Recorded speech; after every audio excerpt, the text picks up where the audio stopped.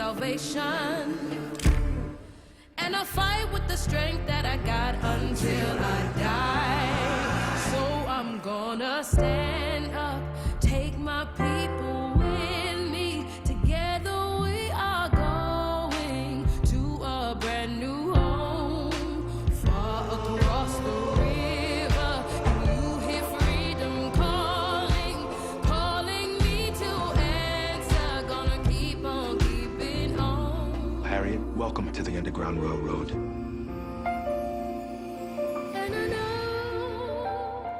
what's around the bend might be hard to face 'cause I'm alone. And I just might fail, but Lord knows I'll try. Shine stars fill the sky. Stand up, take my people with me. Together we are going to a brand new home, far across the river. Can you hear freedom calling, calling me to answer? Gonna keep on keeping on. I'm gonna stand up, take my people with me. Together we are going to a brand new home, far across the river. All right, folks, good morning to all of you. It is the Power Hour, and we're going to stand up. Harriet Tubman is trying to drag our lifeless bodies across the Mason-Dixon line into freedom, and just like then, some of us don't want to go. So we're here to help Harriet get you to freedom land. I want to point you to the North Star. Don't want you to be left behind. This is the Power Hour, and the Power Hour is all about getting you, through the Underground Railroad, so to speak. We are here co-hosting this morning. On the other side of this camera is Bishop Dwayne Royster. What's going on, Doc? How you making out today? You got it. And I'm Mark Kelly Tyler, and we're glad to be here with you. This is WURD. Black Media, 96.1 FM, 900 AM, wordradio.com. Find us on Facebook Live, YouTube Live. And for those who are on Facebook, shout us out. I see you already logging on. Don't sit there, in silence in the corner. I see those of you. Hit the share button. Send this out with your friends and your family. And also give us a shout out. Let us know that you are actually there and that it's not a Russian bot that has control of your device on this morning. Hey, what's up? Oh, man, Denise James. Now, you got to step your game up. Because Denise is like, if Denise James is listening, then that means, she's going to fact check everything. So say nothing amiss this morning, Royster. Moses, glad to see you. Bishop Peggy, Kendrick, glad to see you as well, and others. Listen, we got a lot to talk about. So, Royster, first of all, how you feeling this morning? I'm doing okay. I just want to say there's no such thing as a Russian bot. You're saying there's no such thing as a Russian bot? That's what my president says. There's no such thing as a Russian bot. Well, spoken like a Russian bot. Takes one to know one, right? Like, Lord have mercy. Speaking of your president, He's not my president. Let's start there today. We only have an hour for this show. All right, the show is brought to you by Power Interfaith, and so one of the sponsors. So, but like everything else, the views expressed on this program are uniquely ours. They do not reflect those of that wonderful 501c3 institution. And, matter of fact, let me just pause for a moment. I heard the opening of the show where they'd go into the whole, the views expressed are that of the host, not of the station. I know they put that on like every show, but for some reason, every time I hear it when I host a show, I think they're personally talking about me. I don't know why I take that so personal. What's up with that? You're not the only one. I feel some kind of way, but that's okay. I mean, it's the appropriate thing to do, and a lot of times the opinions we express are our own opinions. So we want to make sure that we honor that. And let's be honest, we can have some wild opinions sometimes. Well, well, that's debatable. I think that I think that our opinions are right on. You know what I mean? Spot on. So I'd love to have like some folk from the middle of the state come on and debate with us at some point. I think that would be an I think we interesting should set show. that up. I We think should get we should get folk from Luzerne County. You know why? why is that? So Luzerne County voted for Obama twice. Okay. They voted for Trump in 16, and according to the most recent polls, they are on track to do that again. And so have you noticed, so the polls have tightened in Pennsylvania. Now, it's interesting. So Biden's lead, of course, again, I keep saying, the last convention is always going to get the bump. This time the Republicans had their convention last, and let's be real, it was, the closing night was a much better closing night in the sense of TV production. I'm not saying the content at all, but for those who are easily persuaded by a show, it was a better show. You know what I mean? And so he's going to ride a little bit of that bump, but eventually people are going to remember who he is, because already he's like saying stupid stuff we'll talk about later about voting twice. But Luzerne County confirms what people are saying about Pennsylvania, that the race that was 6 weeks ago, Biden 53, Trump 40, is now more like 49-45. And here is a key takeaway of that story. This is from The Hill. This is the Monmouth poll, which is pretty reliable for Pennsylvania, right? And it says, so this is what they say. This is really a game of inches, said Monmouth pollster Patrick Murray. The Trump campaign is looking to peel off a little bit of Biden support here and a little bit there. It may be working, despite the fact that Pennsylvania voters personally like the Democrat more, although this gap has narrowed. And then they went on to say this, essentially, it's about turnout. So if it's a high turnout election, Biden's gap widens. In a low turnout model, Biden's gap narrows to 1%. He maintains the lead, but it is extremely narrow if it's if it's very low turnout. And so as a person who's personally interested in this campaign and expressing my own opinion, I'm really hoping for a very high turnout and for something that's not even close. But it does speak to the urgency of this moment. And I think why so many voters get anxious when you see some of our folk on social media disparaging the Biden-Harris ticket and going back with those 2016 arguments of they're all the same. I don't know about other folk. I can't make that argument. But it seems to me that every single vote is going to count, and we don't have any, I don't know, there's no wiggle room here. Well, let me just say, so, some of you out in the listener audience might know that I also serve as the National Political Director for Faith in Action, and in addition to being the interim ED at Power. And so, like, politics is my field, right? This is what I do for a living. And so I never thought that Pennsylvania was going to be a blowout. So I have spent too much time in the state, traveling the state, to think that, I think part of, if you live in Philadelphia, you sort of live in a bubble, right? And you think Pennsylvania is Philadelphia. It is not. There are 6 million voters in Pennsylvania. 1 million of them are in Philadelphia, but the rest of them are outside of Philadelphia. And you have to understand the electorate outside of the area of Philadelphia to really understand how this state is going to go. And this is going to be razor thin. Remember, last time in 2016, it was only 44,000 votes. Donald Trump won the election by 77,000 votes. It was 44,000 votes here in Pennsylvania. It was 20-something thousand votes in Wisconsin.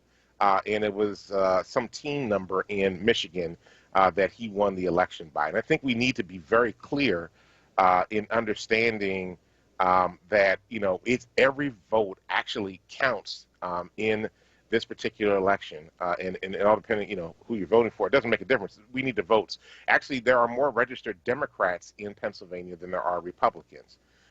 But the reality is that a lot of folks don't get out to vote. The biggest concern people have is that Democrats are going to vote by mail and not vote by, not go in person, which is fine. I think we need to vote by mail. We need to stay safe. We need to do what we have to do. But at the same time, we also need to recognize that So it's going to look like Democrats are doing well early. Some people are going to relax and think that it's a landslide. How do I know that? Because when they get the ballots back, they know if it's a DRR. What they don't know is, who you voted for. And so it's going to look like all these Democratic ballots are coming in, and then the Republicans are going to come out big on the day of election, and then we're going to be caught in this sort of quandary while we're waiting to figure out what's what. So I have never thought that Pennsylvania is as purple as it comes, any state, and any election can go any direction. Remember, in 2016, it wasn't just Hillary Clinton that lost the state. It was also a Senate candidate, and for the life of me, I'm forgetting her name right now. She was from Philly. Her father used to be a Philly cop. Katie McGinty. Katie McGinty, yes. Katie McGinty lost as well, although all the white male Democrats won, which was a strange thing. But anyway, so I think that this is important for us to understand and keep in context. When we're dealing with Pennsylvania, we're not just dealing with Philly, we're dealing with the whole state, and it doesn't look like Philadelphia. Well, right, and I agree with that.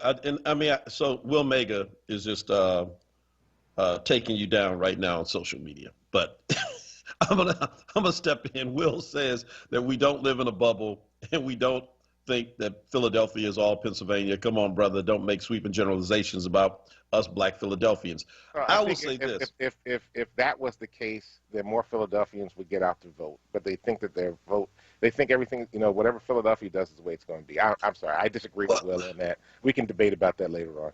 Yeah, but here's so this is my take. So Will, you are in the exception, right? And so there's some folk. Look, the folk who are listening this morning: Tawanda, Bernita, Sheriff Bilal. Other folk who are out there as well, Kim, we see all of you, that, we're seeing the entire state. But let's be real, it's not Philadelphia. The way Philadelphians view the state of Pennsylvania in a lot of ways is reflective and a microcosm of how Democrats in general view the country. So the coast, right? New York, Boston, New York City, right on down the line to Florida and all those big cities. And on the other side, Seattle, Portland, the Bay Area, LA, right on down, that we tend to view things in a very different way. Now, you can make the counter argument about folk in the middle who are the same way, who kind of think that they're in a bubble and they don't quite, that we're all like, these, red-haired stepchildren. That's just kind of the nature of things, right? But as a person, I say this all the time, who rides motorcycles, I hate riding in the city because y'all always try to run us over. So where do we go to ride? Bucks County, Montco, Delco, Chester County on the back roads, right, out to Lancaster. And I'm going to tell you, on those back roads, man, you see these humongous Trump flags. I'm looking at Tawanda's piece. She's out there touring in Lancaster, and she's right. She's saying, "Come out here, you'll see the evidence of it." You're not seeing that kind of enthusiasm here. In fact, what has happened is because some of those friends of ours on the very progressive left go so hard on Biden and Kamala that they make people ashamed. Think about that. You got to be ashamed to even be a supporter, and folk are trying to tamp their enthusiasm down, especially a lot of Black women who are excited about Kamala Harris because of the hatred that comes at you. And so, Royster, I always talk about these neo-woke folk. It's my word. So if it gets in the dictionary at some point, I hope that they credit me on it. They're neo-woke. They're so woke that to prove how woke they are, they're going to vote against their own self-interest, but they'll be able to demonstrate at the end, see, I was so woke, I didn't vote for what was best for me, to prove to you that I'm actually woke. Yeah, I think that it is, I think we have to be progressive pragmatics, right? That's really the direction that we have to go in, right? This is what we got for the moment, and what the team that we have is better than the one that's sitting in the White House right now. So we need to do, everything that we can. Let me just say, as a person that leads a statewide organization in Pennsylvania, things change drastically once you leave the city, right? Maybe the collar counties aren't quite as bad, but once you get past that, Pennsylvania's a whole different place. I'll never forget the time I drove out to Pittsburgh from Philly. I stopped midway through the state to get gas. I'll never do this again. Went to the gas station right off the turnpike. I forgot what the name of that little town was. Literally pulled into the gas station. There were 2 trucks with Confederate flags in the windows and gun racks. And I'm like, man, do I really want to go in here? Went into the gas station and realized those were the guys running the gas station. I'm like, Hey, boy, what you need, boy? I'm like, Hey, okay, boy. yeah, this is not good. I actually, if I threw about $15 worth of gas in the car and said I'll make it to Pittsburgh. So I was like, Hey, son, what you need, son? I mean, hey, look, hey, Will. I'm not even playing. This is serious. This is serious. Hold on. Let's look. Come on, Will. People in Philly, we're in bubbles in our neighborhoods. That's right. We don't like leaving our neighborhood. Look, I'm from Philly. I'm born and raised Philadelphian. I know folk in Philly that have never left their neighborhood. They went to elementary, middle school, high school, worked in the community. They don't have to go anyplace else except to go to the shore during the summer. And that's white and black folk in Philadelphia. So come on now. Philadelphia is totally a bubble. Well, yeah, it is, and so I mean, but again, so we are in a strange place, and it is at the end of the day going to be about turnout. I mean, that is it. It's going to all be about turnout, and so if Democrats turn out in huge numbers, like people suspect that they will, and that there's no shenanigans with these mail-in ballots, then Pennsylvania should be reliable for a Joe Biden. But I am deeply concerned, though, about those who think that somehow this is in the bag and therefore I could just like go off on social media. I mean, those kind of things, they do mean something. And look, I keep saying, if you tell me you love black folk and you're about fighting for black folk, then I don't understand how you would do anything to keep this administration in power, who actually is now calling, we'll talk about on the other side of the break, but Trump's new attack. I mean, yesterday he and Bill Barr.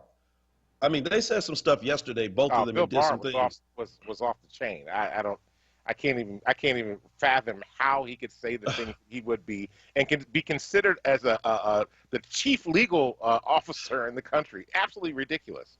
Yeah. So they're going to deem these new. They're coming out with a new designation, anarchist jurisdictions. So, of course, Philly would be an anarchist jurisdiction. Absolutely.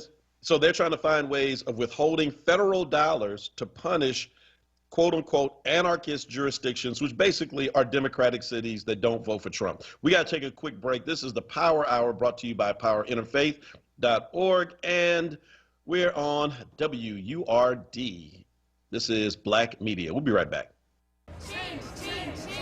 I've spent my life working for change. Now my grandchildren are doing the same. I'm proud. Our work must include completing the 2020 census. Why does it matter? Well, undercounted communities could miss out on billions in funding each year for health care, schools, and job assistance. Respond online today or answer when a census taker knocks. They'll be wearing masks and following local safety guidelines. It's not too late. Shape your future. Start here at 2020census.gov. Paid for by U.S. Census Bureau. The Word Radio newsletter, keeping you informed, engaged, and connected. Sign up by visiting wordradio.com. Scroll to the bottom of the page and type your email address under Connect with Us. You'll receive the latest information on Word Radio. Messages from our president and CEO, Sarah Lomax Reese. Exclusive articles and multimedia content and resources. Stay informed with the Word Radio newsletter. You're listening to Word Radio, 96.1 FM and 900 AM WURD, independent black media.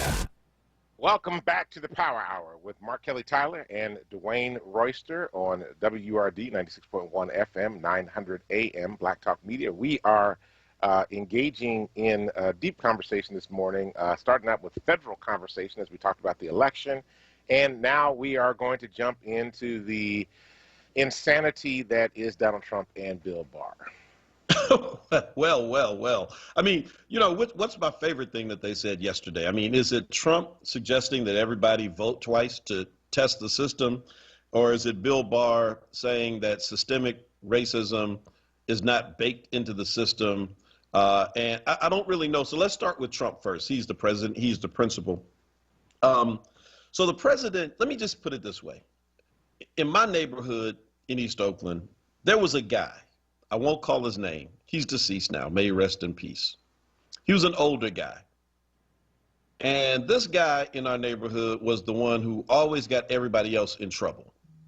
I can't tell you how many people went to jail because of him, how many people almost got shot because of him. Because he was the guy who would tell you, he'd come up with the scheme. He'd never do the scheme. Man, you know what somebody ought to do? Somebody ought to go rob them. If I was somebody, if it was me, and people would then do what he said, get caught, and then go to jail or almost get shot. I saw it with my own eyes. That's what Trump is acting like right now. He's acting like that guy. He has voted by mail himself in Florida. So what he should do is take his own advice. He should fly to Florida on election day and try to cast a real ballot and vote twice. He won't do it because he knows it's against the law. And yet yesterday in North Carolina, he suggested strongly that people who vote by mail should then go and vote again. and if everything is everything, you won't get caught. Well, I mean, if I turn my ballot in and get it postmarked by the deadline, there's no way that the people at my polling place will know that I voted by mail. So then I show up and they're going to still let me vote by mail. And then when I get caught and they find out I did it intentionally because the president told me so, I'm going to be charged with the felony. What is wrong with this guy? No, I take that back. What is wrong with 45% of the country that supports this guy? Actually, he only won 27% of the country. So I think, let me just first of all say that this is a part of his blitzering mentality that I'm going to cause such confusion that you will not be able to keep up with what I'm doing. And then I'm going to do all these other things behind the scenes so that I can keep what I want and keep my power. He's setting himself up to sue folk. He's setting himself up to, challenge the election. He's setting up a Supreme Court case, I'm sure, around the election that's coming. He's actually asking people to break the law, so then he has a verifiable way of going back and saying, look, I told you there was voter fraud with the mail-in ballots. This is his whole intention. You're exactly right.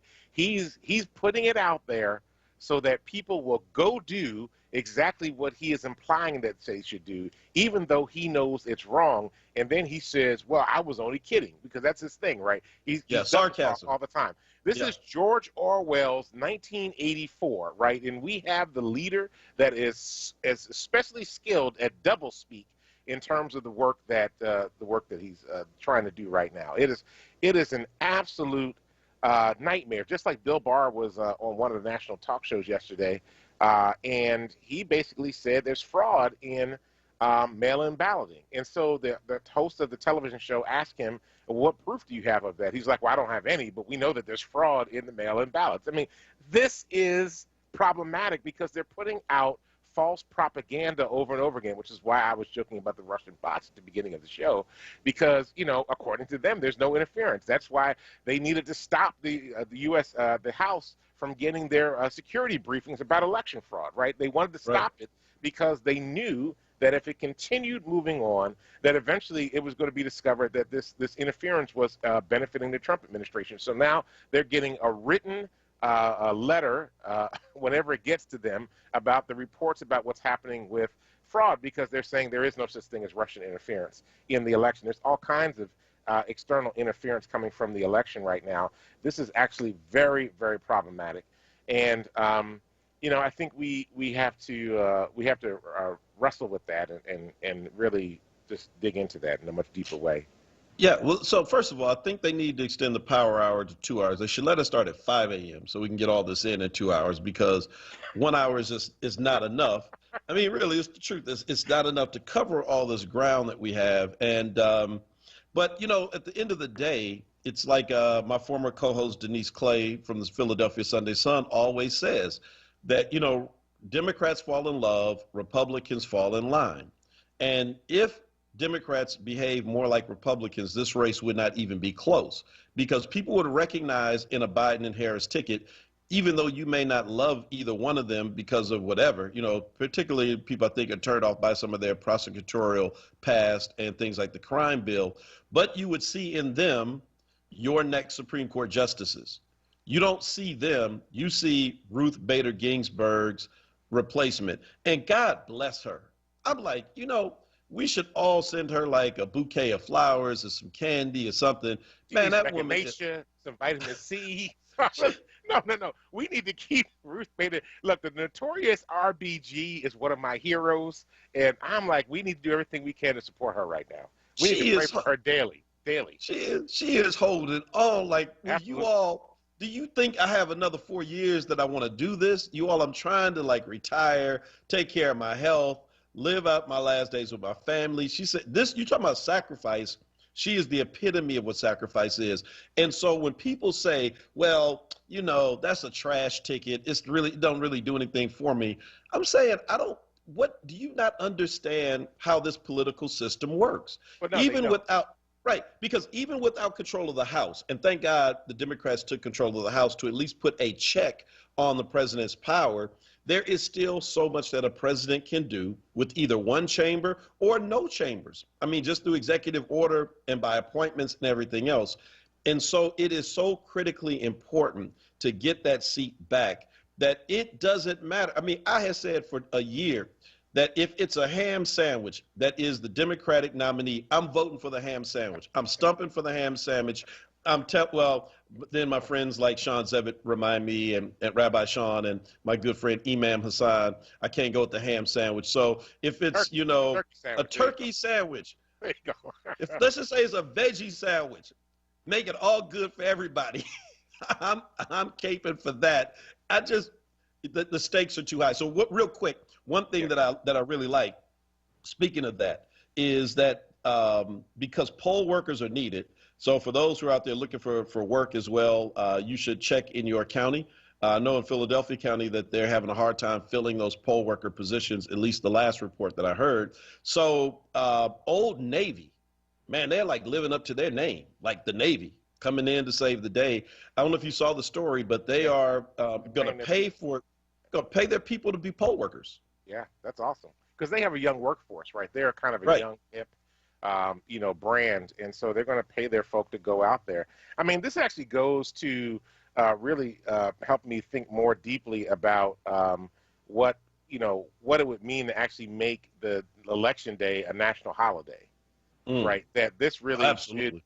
I mean, you could think about it. If it was a national holiday, a federal holiday, then people could take election day off, and then they could really seriously participate. I mean, we have essential workers and others that would still have to work, but they could participate more deeply in their electoral process, in the democratic process. I mean, I think that this is part of even what you were just saying before. Regardless of who we elect in office, if we don't do the work, we talked about this yesterday, if we don't do the work to organize, it doesn't make a difference who gets elected, right? Because they're going to pretty much do whoever's the loudest in their ears, which is why we've got to organize and why we've got to constantly be in their faces and telling them what we want and what we're demanding for our communities and for our kids. If we are not prepared to do that, I mean, voting is a piece of the democratic process. It is not the whole democratic process. The true democratic process, the demos, the people, actually goes back to talking about being in relationship, and that the fact you have to be in relationship with your political leaders in an organized fashion to be able to get what you want. Not just because I know too many preachers that have said over and over again, I got such and such politician's phone number in my phone. I can call them right now. Well, good. Call them right now and tell them you want a $20 an hour minimum wage. Show me that you have that much power and influence with them. No, you need a bunch of folk to be able to go to them and have that conversation, or other civic leaders that are connected. Proximity does not equal power. Power is the ability to actually achieve a goal. And if you can't achieve a goal, then you don't have enough power. And so part of being in relationship is about achieving power so that we can create the change that we want in our communities. Well, I mean, look, and I'm certain that people are fired up after hearing that. So we'd love to hear from you this morning. We see a lot of folk who are out there chatting it up on Facebook Live. And again, if you have not done so yet, please share that with your friends and family. We want to get a good, strong following on Facebook Live. Your comments really help us out as well. You can call in right now at 215-634 8065. Again, 634-8065. Outside of the area, we will pay for your call because we love you that much.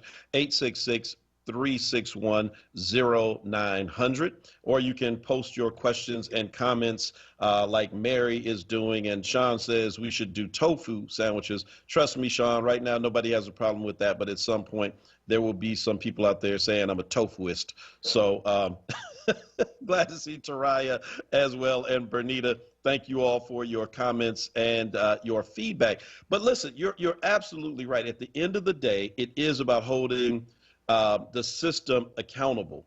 Yeah. And you can't, I mean, you know, one of the real threats about the Trump presidency is that it is seeking to not just simply get, you know, a Republican agenda across. That's one thing, but it is seeking to reshape the very idea of democracy, right? I mean, when you got a guy who's like, you know, got like dictators on speed dial and rebuffs democratically elected, you know, leaders, presidents, prime ministers, and the like, but chooses and is more comfortable hanging out with dictators, that is a problem. And so then they surround themselves with people who are similarly minded. You know, I was so put off yesterday by Bill Barr, in spite of all the other things we talked about. One of the most dangerous things he talked about yesterday, as it relates specifically to black folk, is his commentary with Wolf Blitzer. Now, he went off on so he went off on the election, which was also crazy, with his just like wild imagination about voter fraud, in spite of the fact that the numbers, when they ran a test over 3 states that do universal mail-in voting, they came back with like 300 cases over like 2 election cycles, 300 out of 3 states. And most of those were people filling out things for people who had died, right?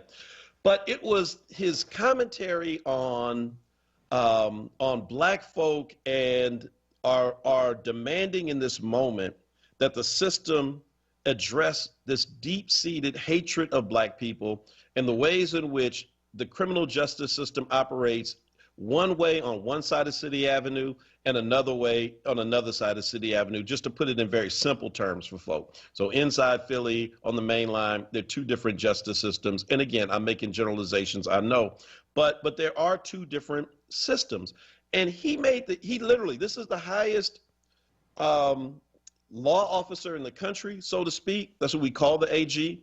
And he went on to say that, sure, there's some racist people in the system, but does that mean the system was built that way? Absolutely not. I mean, what else do you need to get yourself excited and amped up and turn out on November 3rd than foolish statements like this by the person who is supposed to, at the end of the day, be the arbiter for things that are happening to black folk, you know, and the federal government's protection? I just don't understand it. So, I mean, what do you say? You know, these guys are a mess. You know, let me just say this. This is a digression here for a minute. When Bill Barr went before the Senate for confirmation, it was asked of him very specifically, can you operate independently of the president? And he said, yes, he could. He lied on the stand. He is an agent of Trump's that it says, I think he's trying to set himself up to run in 2024 because he is practicing lying at the same rate that Donald Trump is right now, and is saying all kinds of crazy stuff right now. I had a chance to read the script from the conversation with Blitzer and him, and he went on to say that basically, first of all, he didn't understand why black people were up in arms about policing in the first place. That was part of the conversation that he was having. And then he said that he didn't believe the system nor the police were racist. And then went on to give some kind of BS excuse about why there's more interaction between police and black folk. And it was absolutely frightening that the highest, prosecutor officer in the land, one who's supposed to be looking out for all the people, is basically sitting there spouting things that he knows for a fact are totally false. Well, he said in his words, he called what we have been arguing about, this broken system, He said it's a false narrative. So this is the person that Trump put in place. And for some people, apparently, 4 more years of that is just fine. I mean, you can't tell me that you're going to throw your vote away, or you're still not really sure if you can support this ticket, and I don't really know. And I mean, then apparently then you like Bill Barr. Then you like having an attorney general who believes that what we're talking about is a false narrative. If you have an attorney general who believes that, what kind of support then do you think people in Kenosha will get from the federal government in trying to address the policing issues that led to the shooting of Jacob Blake? You know, what kind of support do you think that that city will receive in trying to get to the bottom of this domestic terrorist who traveled from Illinois and shot and killed, allegedly, 2 people and wounded a 3rd? You're not going to get the kind of support that you need. So we need, I think, maybe have like an 8-week course on civics on the show. I'm all down for that, to be honest with you. I really am. Yeah. I'm just a bill. I'm only a bill. And I'm sitting here on Capitol Hill. Right. I'm just saying. It's too early in the morning to be singing. Let me just say that, I mean, I think we do need to do that. And I want to go back to something Tawanda had asked a question about. She's like, how do you, she said, unpack, participate more deeply, what I was talking about, participating more deeply. And what does that look like on election day beyond the poll, right?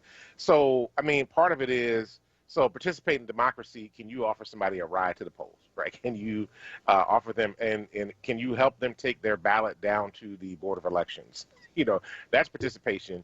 Help them get to the ballot, to the poll, so they can take their ballot. People will twist your words.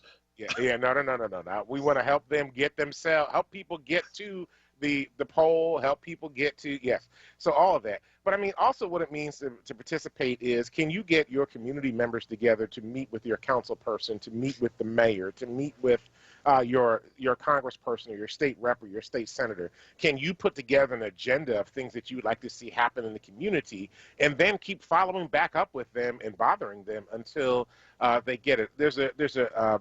I'm not going to get too religious here in a minute, but there is a story of in the New Testament of a woman dealing with an unjust judge, and it says she finally got judgment, not in her favor, not because the judge was righteous, but because she kept bothering him, and she just wouldn't let go until she got vindication. And I think part of what we fail to understand is that in a democratic system, just because you elect somebody for what they says, then after you elect them, you now have to make them do what they said. Or if what they said is not what you agreed with, then you have to make them change their minds.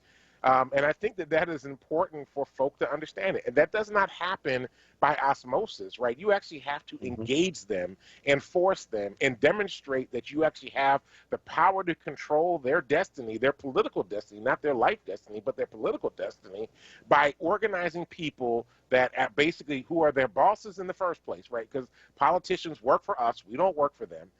To remind them that they work for the people, the demos, and that they are responsible for engaging in what we want in our communities and in our society. So that means that we organize, that means we do meetings, that means we make phone calls, that means we write letters, that means we show up.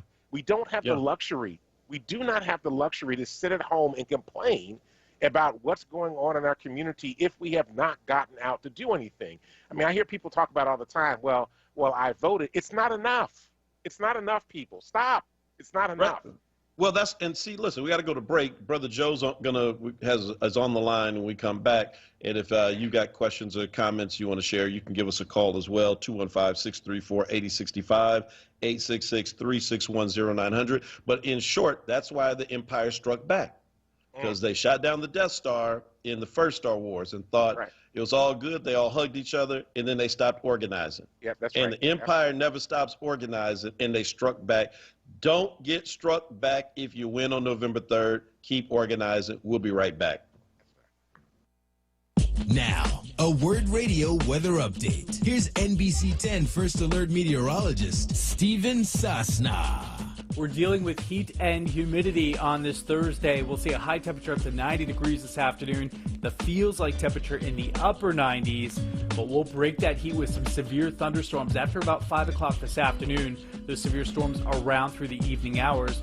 Partial clearing overnight, low temperature 73. Friday, falling humidity, high temperature 87 degrees. Remember, you can get the 10-day forecast when you download the free NBC 10 app. Now, a traffic update on Word Radio.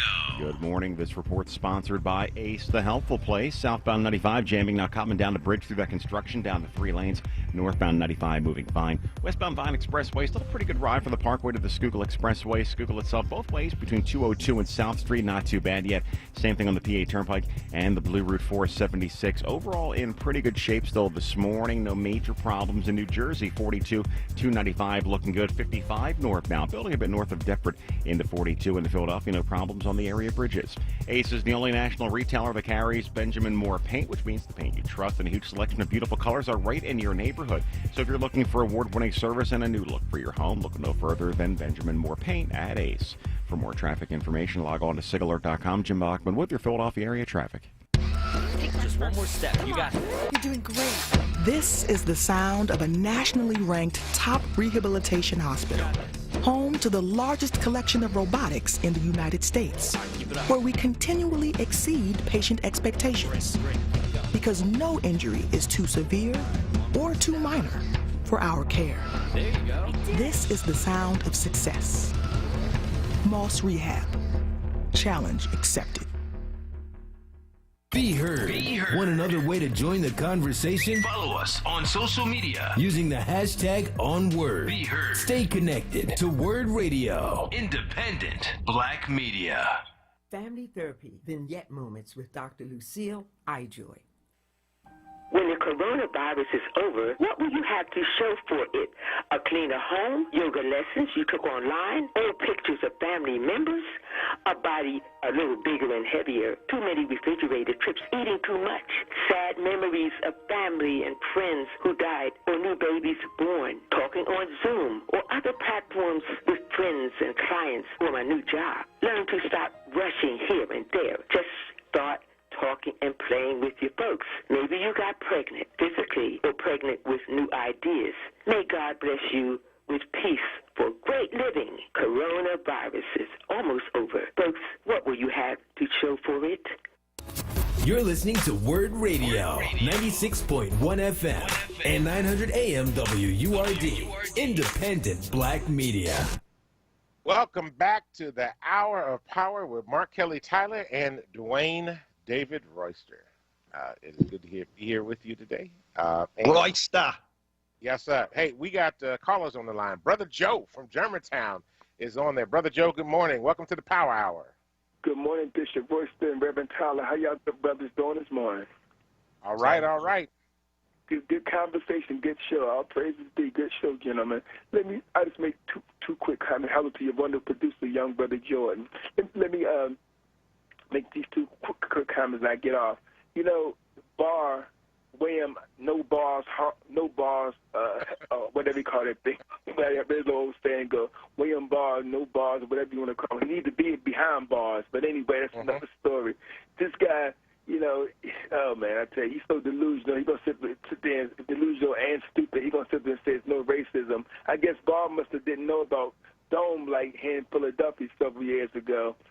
With the white racist cops, they was putting out racist social things, you know, calling black people names, threatening black people. And of course, this was before the thing came out last year with Plain Through, where the white officer was, you know, saying they would kill black people, kill Muslims, all that kind of stuff. So I guess Bob must have didn't get the memo on that. I guess he didn't get the memo on that. And lastly, see, Trump is not stupid. When see Trump sit up there and say all those things about false narratives about mail-in ballots and all that kind of stuff. See, Trump knows exactly what he's doing, and I keep trying to tell our people we better start listening.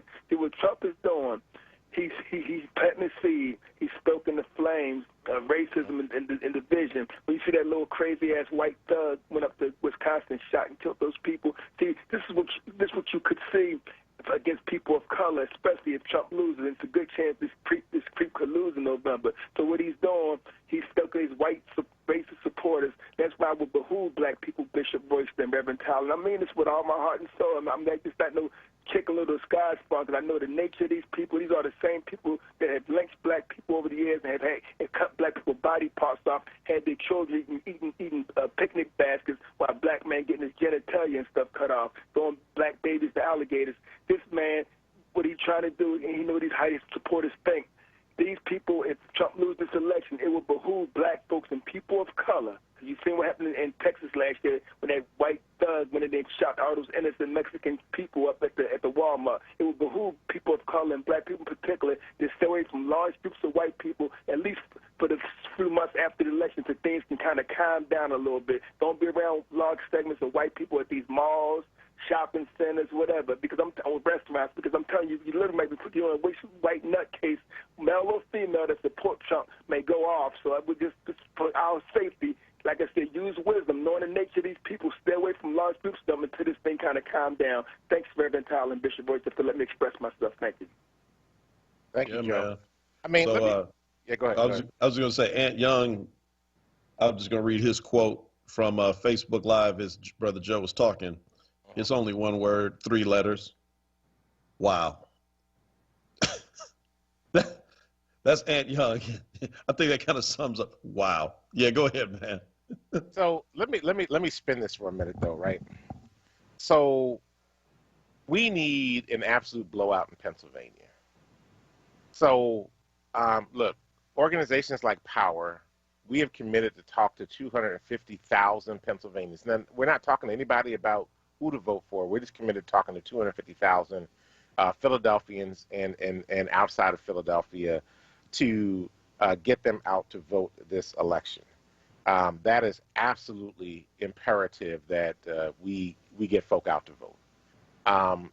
Then we are committed to making sure that the agenda for Philadelphians, black Philadelphians, all Philadelphians, is brought before our legislators at every level of government, right? This is the work that we do day in and day out, right? Every other Tuesday, Dr. Tyler is hosting a town hall meeting to talk about what it means to change policing and public safety in Philadelphia, and it's being picked up in other municipalities across the state of Pennsylvania. Right, we're doing work to have a conversation about climate, right? And black folk, we have to have a conversation about climate because these are the issues that impact us. There's a reason all of our kids have asthma in Philadelphia, not all of them. Okay, as an asthmatic, I know, right, that what's up with the water? What's up with a variety of issues that are impacting our kids? Even when we talk about all the asbestos in the schools, these environmental concerns, right? We have to have conversation, and we're working on that. We're talking about what it means to try to get our economy kicked into gear in a way that's helpful and whole and really works against unfettered capitalism, which is actually driving poverty in our communities. And then we're looking at a variety of other issues too, but we don't stop. It's not just about the vote. It's about 24 hours a day, 365 days a year. How are the people representing themselves? And it's not just about the clergy getting up front. It's about the people who are closest to the pain, that are the very ones that are getting up front, speaking their truth, and are out there leading the actions, leading the conversations, leading the meetings that are going to transform the lives of people in the communities that we care about the deepest here in Philadelphia. And if we don't do that work, if we don't do that work on a daily basis, the lobbyists that Fortune 500 companies and other companies are paying, and the money that they are putting in politicians' political action committee funds, which is the money that they use to run their elections, they'll be able to run their campaigns, that money will drown out the sound of the voices of the people if we don't engage with them every single day. And so that's why I'm saying very clearly to us, it is imperative that we vote and we also act. You know, Frederick Douglass said, you know, he said, I prayed on my knees, but things didn't change until I started to pray with my feet. And so sometimes we've got to get up on our feet. We've got to start moving, get active, speak our truth, do so in an organized fashion, but also in a very powerful fashion that can transform our country. And that's really what we are contending with in this moment. And let me just say this before I know you want to jump in here. No, sorry. It is imperative that even when this Trump era is over, that we do not relax and that we do not step back. Dr. Tyler pointed this out earlier in the show when he said that, we think we win and then we figure we can relax and recover and recuperate. And every time we have done that, we have wound up getting a setback somewhere along the line. We weren't vigilant in 2016, and we have to be vigilant even after this particular era of Trump has ended, whether it's at the end of this year or, at the beginning of next year, or whether it's 4 years from now, because we have to still contend with the hundreds of judges that he put in the federal court. We will still have to deal with and contend with laws and policies that he changed in terms of having to correct some things in the days and weeks to come. It is that kind of work that we have to constantly be vigilant about and not forget, not let history repeat itself, but determine in our minds, because we have studied our Black history, because we know from whence we've come, that we have been through both the Reconstruction and then the birth of Jim Crow, that we've gone through the Civil Rights Movement and the birth of James Crow Esquire, and that we are now in the midst of a Black Lives Matter movement. And when this movement ends, it really can't end. We can't ever let it end. We have to remain vigilant constantly. Well, so people don't evolve. That's the problem. Essentially, when you really get down to it, the real trouble is that human nature, although technology has evolved greatly over the last, 2,000-3,000 years, people are still essentially the same. It's like we're born and like all of the memory of the past just doesn't mean anything, right? We should know this, but for some reason we continue to make the same mistakes. We didn't even learn from 4 years ago, right? We're still making those same sad arguments about why people are not going to vote. A part of why President Obama didn't do as much is because we didn't push him as much. Now we understand why we didn't, because he's the first Black, and we did not want to mess that up. We get that. But okay, so we're done with that now. But we did, let up off of the pressure, and eventually we're going to have to begin to pass these lessons down, and we're going to, at some point, one generation's got to build on it, and it doesn't seem like we're doing a very good job at that. Now, I will say this, that there is something, I see some positive signs in this upcoming election, in spite of the doom and the gloom and the tight races and all that. Because you gauge enthusiasm by a number of things, and one of the most important ones, it's money. Yeah. Joe Biden and Kamala Harris have raised a record $364 million in August.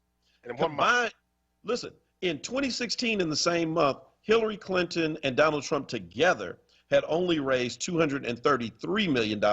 No one has done this before. And I want to say, we need to give the credit where credit is due. It was the AKAs. I was going to say it's Black women. I was going to say it was Black women that did that, right? Yeah, it was the AKAs. They are Black women, too. I'm just telling you right now. Like Leslie and all her sorors, they all cleaned out their bank accounts, and they gave Kamala Harris and Joe Biden $364 million because I'm like, where did that – so can we just acknowledge that the choice of Kamala Harris, he had really good choices in front of him, Susan Rice, Val Demings, really good choice, Stacey Abrams, but Kamala has really brought something that nobody else had. The name, she's a great politician, and she had this. Look, I got my Howard shirt on now, primarily because one of my daughters is going there now. But she brings, not just Howard, but I'm talking about as an HBCU grad myself. HBCUs view her nomination as their nomination. Black Greeks, we are both in the Divine Nine. All of Black Greekdom is embracing it as theirs. And so to whoever convinced Biden to pick Kamala, the numbers prove that you have done right. And if those numbers are any indication of voter enthusiasm, I'm going to tell you, in spite of the yard signs not being present, that is a good sign going forward. Let's see what September does. But Royster, I guess tomorrow we could talk about Kanye West and his challenges in Arizona and Virginia. No. Can we close with a Kanye song, Jordan? No. Huh? No.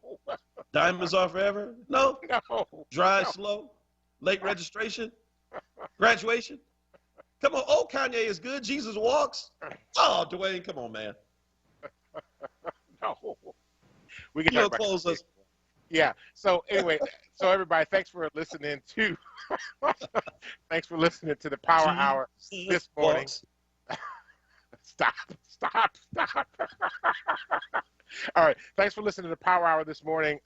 We'll be back again tomorrow morning at 6 a.m. We're actually going to be joined by the Reverend Ann Coley for a little bit to talk about black trauma in the morning, and so we want to spend some time doing that.